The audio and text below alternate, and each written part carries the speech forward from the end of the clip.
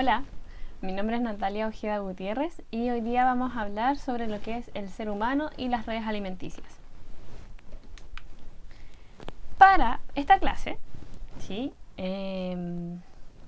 Necesito que por favor observen bien estas imágenes y que las puedan interpretar, es decir, puedan decir qué puede significar cada una de ellas. Excelente, muy bien, muy bien. Vamos a hablar, para poder comenzar con la clase necesito que se acomoden en un lugar de trabajo que puedan estar cómodos, cómodas, tranquilos, sin interrupciones, sin uso de celulares ni nada de esas cosas porque no la vamos a necesitar. Así que si usted lo tiene a mano, apague la internet o apáguelo como usted quiera, pero no lo vamos a ocupar, así que déjelo a un lado, ¿sí? Trabajar un espacio limpio, ordenado, mantener su cuaderno cerca, sus lápices de colores. Y para esto necesito que pensemos de forma crítica, sobre todo en esta clase que vamos a hablar sobre la relación entre lo humano y las redes alimenticias. Pero también sobre que tenga la mente abierta, ¿sí? Un pensamiento divergente, creativo, cuestionador, observador. Cuando hablo de creativo es que si a usted se le ocurre alguna idea en relación a lo que estamos viendo, entonces anótela en el cuaderno, ¿sí? Anótela en el cuaderno porque en algún momento le puede servir esta idea para algún proyecto, para alguna iniciativa, etc. Si tiene preguntas, lo mismo. Si tiene preguntas, las anota y después usted mismo genera su propio conocimiento, es decir, puede buscar y puede ser una persona autodidacta, es decir, aprender de forma propia, ¿sí? De forma autónoma, sin la necesidad de un adulto que le esté diciendo todo el tiempo cómo son las cosas, sino que, bueno, puede que se encuentre con algún adulto que lo ayude en este como camino autónomo de aprendizaje, pero la idea es que usted sea como una persona curiosa que pueda indagar más allá, ¿sí? A eso nos referimos con la autonomía. Y el caracol es un poco la perseverancia, la paciencia. No se obtiene todo en un día. Si yo no voy a aprenderme, no me voy a aprender todas las especies que existen en un día, especies, no sé, terrestre como los reptiles, por ejemplo, no me voy a aprender el nombre de todos los reptiles porque yo sé que no voy a ser capaz porque es mucha información, pero sí puedo aprenderme, no sé, 5 reptiles en un día, 5 reptiles en otro día, y así sucesivamente, cosa que en un tiempo prolongado, en un proceso de trabajo, voy a lograrlo, pero de a poco, con calma. Entonces, ya que han dispuesto su lugar de trabajo, sí, y están listos y listas para comenzar a trabajar, les voy a presentar el objetivo de la clase. Pero antes, recordarles que estamos en la primera unidad, estamos terminando la primera unidad, esta es la última clase de la primera unidad, y vamos a hablar sobre la relación de los seres humanos y las redes alimenticias. Entonces, el objetivo de la clase de hoy va a ser analizar los efectos que tiene la vida humana en las intervenciones de las redes alimenticias. Recordemos un poco. ¿Qué eran las redes alimenticias? Espere. Le voy a dar tiempo para que piense porque hoy día tenemos un invitado especial en esta clase. Creo que lo conocen algunos de ustedes y bueno, si no, se va a presentar. Ven. Hola, soy Juanín y los voy a acompañar en esta clase. ¿Me comentan ahora de qué estaban haciendo? Bueno, y los niños te van a comentar sobre qué son las redes alimenticias, porque de eso hablamos en la clase anterior. ¡Estupendo! Muy bien, niños. ¿Sí? Los niños te comentaron todo lo que son las redes alimenticias y lo que aprendimos en la clase anterior. ¿Sí? Recuerda que son relaciones alimenticias de seres vivos que sirven de un alimento, sirven de alimento, transfieren energía a más de un ser vivo, ¿sí? Por ejemplo, la lechuga te la puedes comer tú, me la puedo comer yo, ¿sí? Se la puede comer una chinita, entonces ahí hay una red, ¿sí? La chinita se la come el ratón, el conejo, que no es directo, no es lineal, sino que es transversal y sirve en distintas direcciones, ¿sí? Ya, entonces vamos a comenzar. Juanín, ¿me das un momentito que te muevas para poder leer? Vamos a hablar sobre los factores naturales de las cadenas alimenticias y que el ser humano también está relacionado. Vamos a hablar sobre los efectos que produce el hombre en esto y formas de prevenirlo, ¿sí? Entonces vamos a partir por los factores naturales, pero antes les quiero presentar esta cadena alimenticia. Obsérvenla. Tenemos el pasto, ¿sí?, que sirve como alimento a un grillo y al ratón. ¿El pasto es productor o consumidor? Productor, perfecto. Va a servir de alimento a los consumidores primarios, que son el grillo y el ratón, consumidores primarios. Tenemos a los consumidores secundarios. ¿Cuáles son ellos? La araña y la lagartija. Perfecto. Y el zorro puede ser considerado como un consumidor secundario, pero también puede ser considerado como consumidor terciario. ¿Por qué? Perfecto, porque se come a la lagartija. Muy, muy bien. Entonces, esto es una red alimenticia natural, ¿sí?, sin mayor intervención. Veamos ahora cuáles son los factores naturales. Tenemos factores naturales que afectan directamente a las redes alimenticias. Hay dos formas de que las redes alimenticias se alteren, tanto en factores naturales como en factores artificiales, ¿sí? O sea, artificiales quiere decir que son factores que son producidos por el hombre. Juanín les va a comentar un poco de eso en un momento. Yo les voy a hablar sobre los factores naturales de cómo se alteran las redes alimenticias. Juanín, entonces, por favor, necesito que vayas a sentarte para que no te canses y después vuelves. Muy bien. Entonces, una de las formas en las que se puede alterar una cadena alimenticia es la producción de glaciares o la disminución de la temperatura, lo que produce estos glaciares, que por lo general lo que van a provocar es la migración de las especies de un lugar a otro, ¿sí? O pueden migrar o se extinguen, ¿sí?, tal cual como lo vimos con la era del hielo, ¿sí? La era del hielo es una representación exacta de cómo los glaciares alteran y alteraron a las redes alimenticias de las especies que habitaban en ese tiempo, ¿sí? Otro factor natural son los volcanes, ¿sí? La erupción de volcanes no es algo que esté controlado por el ser humano, son actividades naturales de la Tierra, de los movimientos de las placas tectónicas, la temperatura, etcétera, de nuestro planeta, ¿sí? Es algo natural de los planetas en general. No somos el único planeta con erupciones volcánicas, pero sí es donde vivimos, entonces lo podemos ver, lo podemos reconocer. Un volcán, al hacer erupción, eleva, como aparece aquí, un humo negro. Este humo negro está lleno de cenizas, de lava seca, etcétera, y esto se libera a los ecosistemas que habitan alrededor y de alguna manera alteran a las especies que viven ahí. Un ejemplo de ello es, por ejemplo, la erupción que hubo del volcán Chaitén hace muchos años atrás, al sur de Chile, donde la gente se tuvo que ir de ese lugar en ese momento, porque las cenizas dañan químicamente, o sea, dañan al sistema respiratorio, dañan a las especies en su piel, mueren ciertos organismos, quemaron todo lo que son los productores. Entonces, al no haber productores, los consumidores primarios no se podían alimentar, tuvieron que moverse de ese lugar, ¿sí?, por un tema de supervivencia y para poder vivir. Entonces, digamos, las glaciaciones, las erupciones volcánicas, y ahora vamos a ver las inundaciones. Las inundaciones también son provocadas de efecto natural por lluvias, ¿sí? Por lo general las inundaciones se dan en lugares donde no se está acostumbrada como a vivir con lluvia, entonces las construcciones se dan de una manera, características que no se llevan bien con la lluvia, ¿sí?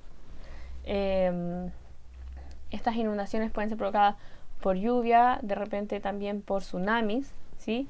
y en ella quedan sumergidos, o sea, quedan bajo el agua todo lo que son las plantas y los animales. Así que tampoco se lo esperaban, no es que les vayan a avisar así como a la ardilla: oiga, señora ardilla, sabe que en 2 días más va a haber una inundación, así que le recomiendo que se cambie de lugar, váyase a otro territorio porque aquí se va a inundar todo y no va a haber nada disponible. No, a los animales no les dicen esas cosas, a nosotros tampoco. Entonces, estas inundaciones alteran de forma inmediata tanto a productores como consumidores primarios, consumidores secundarios, ¿sí? Y de esta forma es como se ve alterada. Entonces teníamos glaciaciones, erupciones volcánicas e inundaciones. Además, también como efecto del calentamiento global, ¿sí? De la escasez de lluvia y todo eso, se ha generado una sequía, ¿sí? Sequía son lugares donde antes se disponía agua y ahora ya no hay. Por lo tanto, las especies, por ejemplo, sobre todo las especies que son productores, plantas, o se han secado o se han muerto, lo que impide la realización de la fotosíntesis, y como consecuencia no hay de dónde obtener energía ni materia para esos seres vivos. Entonces, la sequía también es un efecto natural de un territorio donde las especies definitivamente mueren, especies de plantas. Por ejemplo, la imagen que aparece acá,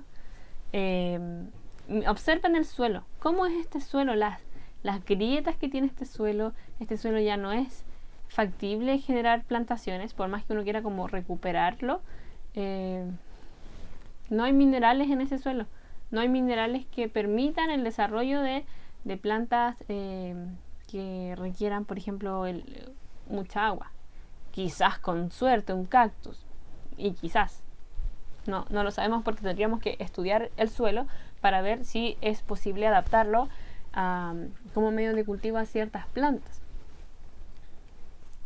Teníamos glaciaciones, erupciones volcánicas, inundaciones y sequías. Esos 4 efectos de forma natural alteran a las cadenas alimenticias. Ahora veamos las que son provocadas por el ser humano. Entonces le voy a pedir a Juanín que ahora sí se pare y venga. Ok. La primera, la contaminación. Para las personas que viven en Santiago, ¿han visto el aire en pleno verano? ¿Han ido al Cerro San Cristóbal y han mirado la ciudad? ¡Es asqueroso! ¡Asqueroso! Así como las emisiones de gas de los automóviles, las chimeneas, las leñas, generan este aire contaminado, también la eliminación de desechos, el no reciclar, el no reutilizar y el no reducir alteran las redes alimenticias. Juanín, cálmate.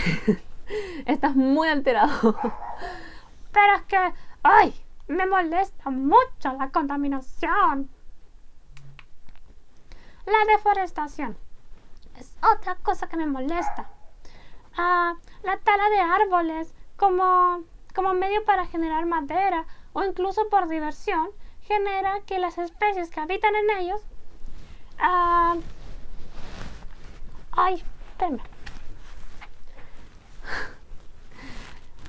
Que las especies que habitan en ellos tengan que o irse de ese lugar que es su casa o morir simplemente. Entonces es algo injusto para esas especies. Además que daña al ecosistema porque están destruyendo a los árboles que son productores de energía y de materia. Pero no lo están destruyendo, o sea, lo están transformando en lo que es madera. Y es gente que hace su trabajo a veces. Pero igual,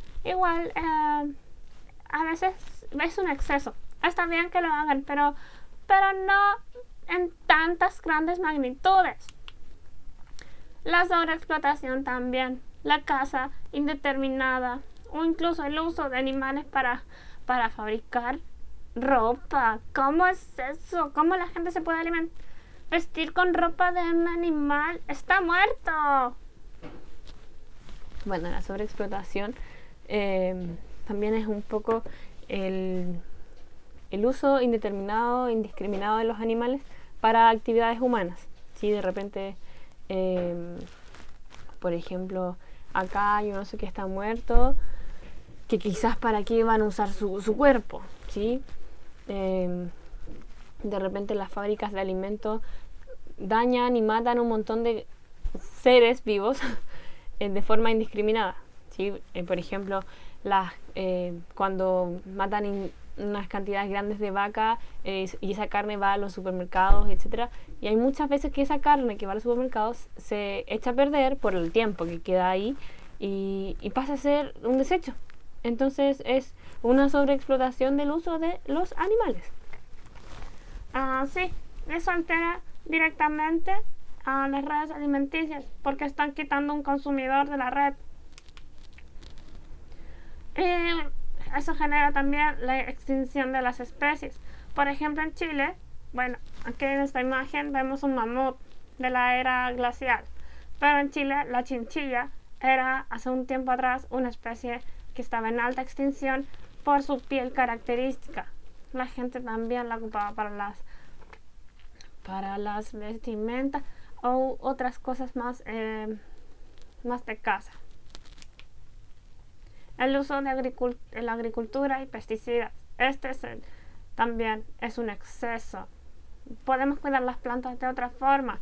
Los pesticidas son químicos que alteran a las especies, sobre todo los productores.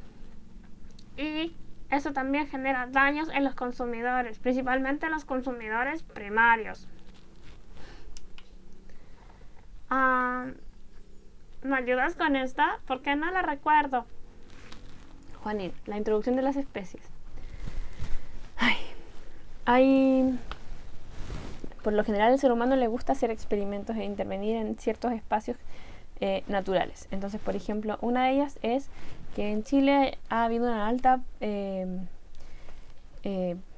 plantación de pinos, ¿sí? Que no está mal.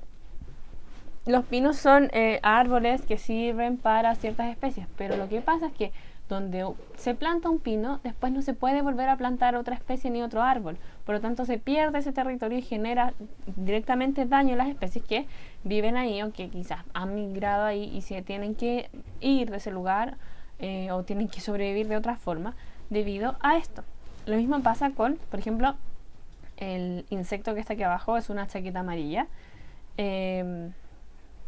que las chaquetas amarillas se alimentan de las abejas. ¿Sí? Las abejas son muy importantes para nuestro ecosistema, para mantener el equilibrio de nuestro ecosistema.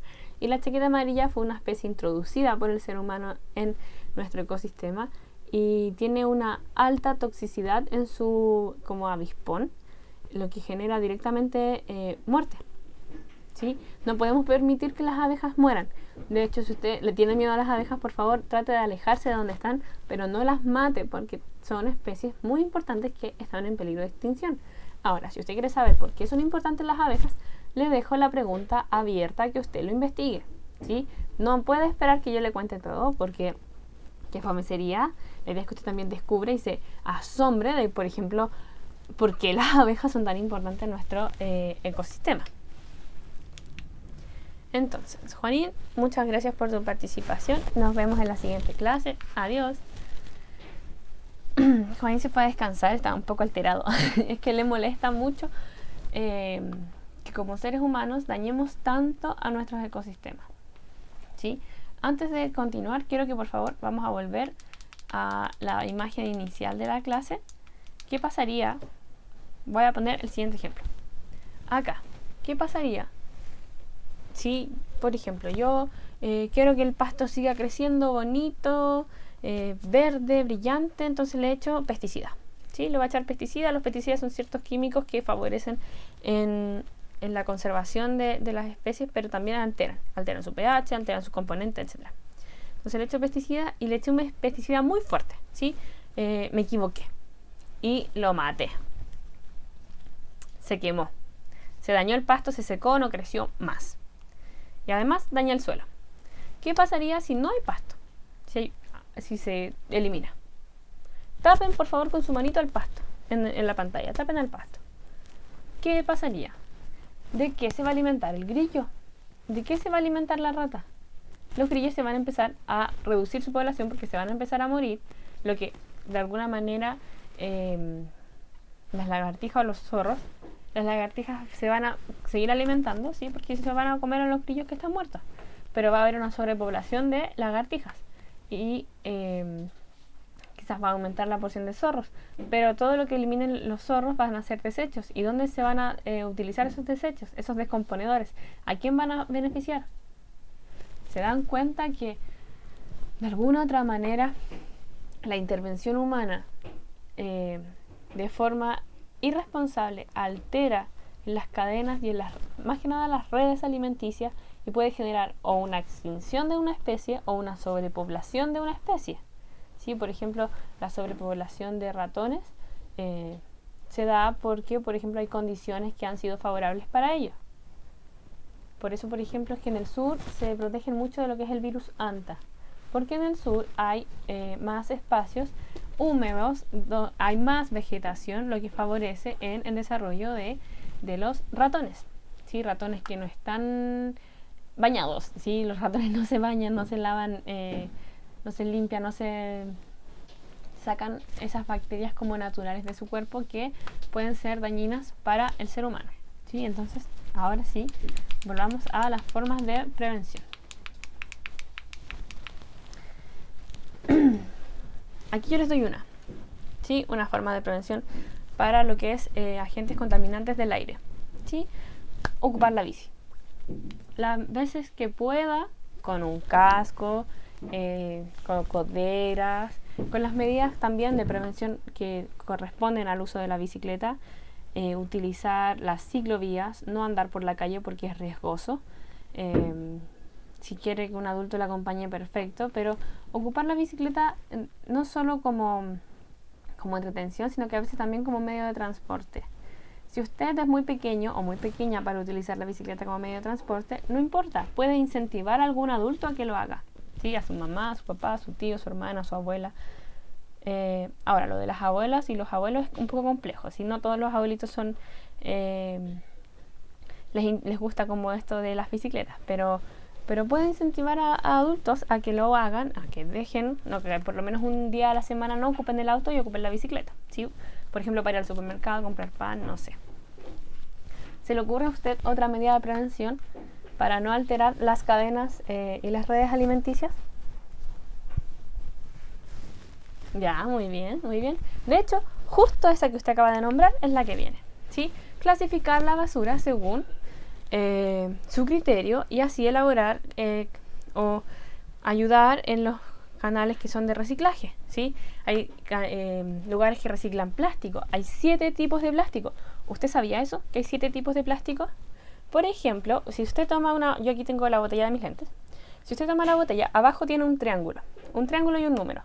Le va a decir la clasificación, qué tipo de plástico es. Y ahí puede buscar un lugar donde se clasifique ese plástico. Por ejemplo, este es número 7. No recuerdo bien qué nombre es, pero a partir de este número 7 yo busco dónde lo puedo reciclar. Hay reciclaje de aparatos tecnológicos, reciclaje de papel, de vidrio, etc. Otra medida de prevención son las medidas que ofrece la CONAF, ¿sí? Por ejemplo, aquí tenemos a Forestin, que está indicando el número 130 o 130, que es el número para llamar cuando hay incendios forestales, ¿sí? Los incendios forestales alteran directamente las cadenas tróficas que se dan en esos ecosistemas, y los incendios además dañan el suelo, entonces no se puede volver a plantar. Hay que hacer un proceso muy largo para lograrlo, entonces es por eso importante prevenir los incendios forestales, ¿sí? Y aquí están los números que son de la CONAF. También usted puede buscar en internet conaf.cl y le va a salir un montón de información. A veces hacen hasta talleres para niños sobre esto mismo, entonces nunca está de más informarse un poquito más. Y les tenía un cuento sobre que si cuidamos nuestro ecosistema, si lo mantenemos limpio, las especies se van a seguir conservando, van a seguir creciendo, va a haber un tráfico natural de lo que es el flujo de la materia y el flujo de la energía. Entonces, eso fue a modo de resumen. Hemos visto todas estas temas interesantes en la unidad. Espero que les haya gustado, espero que les haya quedado claro que son ustedes responsables del cuidado de nuestro entorno, evitar alteraciones que no tenemos por qué hacerlo. Espero que principalmente lo haya disfrutado. La próxima sesión vamos a hablar sobre la unidad 2, que son nuestro cuerpo. Sí, vamos a hablar sobre nuestro cuerpo, la pubertad, etcétera. Así que nos vemos en la siguiente clase, que estén muy bien.